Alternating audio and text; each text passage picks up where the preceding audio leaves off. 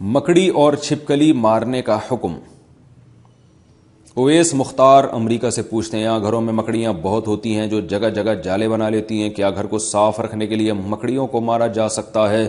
ہم نے سنا ہے کہ مکڑیوں کو نہیں مارنا چاہیے کیونکہ وہ ہجرت کے موقع پر آپ صلی اللہ علیہ وسلم کی حفاظت کا ذریعہ بنی تھیں۔ نیز کیا گرگٹ کو مارنا باعث ثواب ہے کیونکہ اس نے حضرت ابراہیم علیہ السلام کی آگ کو دہکانے کے لیے اس میں پھونکیں ماری تھیں؟ مکڑیوں کو مارنا تو جائز ہے، اس کے ناجائز ہونے کی ہمارے پاس کوئی دلیل نہیں ہے، اور ظاہر ہے گھر میں تنگ بھی کر رہی ہیں تو وہ تو شہد کی مکھیوں کو بھی مارنا جائز ہوتا ہے ایسے صورت میں کہ جب کوئی جانور تنگ کر رہا ہے آپ کو تو یہ تو گھر کی حالت خراب ہو جائے گی، گھر میں جالے بنے ہوئے تو آپ مار سکتے ہیں، ایسی صورت میں انشاءاللہ کوئی گناہ نہیں ہوگا۔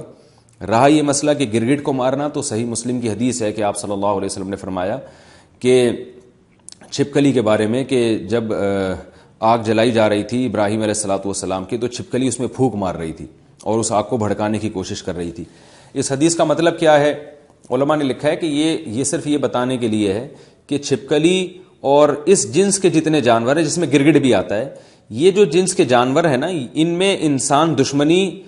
کے سافٹ ویئر انسٹال ہوئے ہیں، یہ انسان دشمن جانور ہیں، یہ ان کو جب موقع ملتا ہے انسان کو نقصان پہنچاتے ہیں، تو اس لیے آپ صلی اللہ علیہ وسلم نے چھپکلی کو مارنے کی ترغیب دی، اور گرگٹ کا بھی وہی حکم ہے جو چھپکلی کا ہے، اور آپ صلی اللہ علیہ وسلم نے فرمایا کہ جس نے ایک وار میں مارا اس کو 100 نیکیاں ملیں گی، اور جتنے وار کم ہوتے جائیں گے نیکی کم ہوتی چلی جائے گی۔ وجہ اس کی یہ ہے کہ جانور کو جتنی کم تکلیف دے کے موت دیں گے وہ اتنا زیادہ ثواب ہے۔ اب چھپکلی کہیں دیوار پر ہے، آپ نے ایک چپل ماری اور وہیں اس کا اسٹیکر بن گیا تو چھپکلی کو اس سے تکلیف نہیں ہوتی، سیکنڈوں میں اس کی جان نکل جاتی ہے، لیکن اگر آپ نے اس سے کھیلنا شروع کر دیا،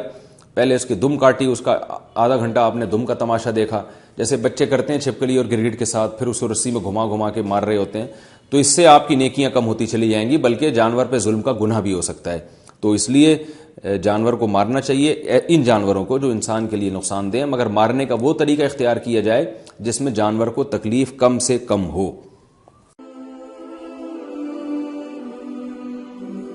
Ask Mufti Tariq Masood.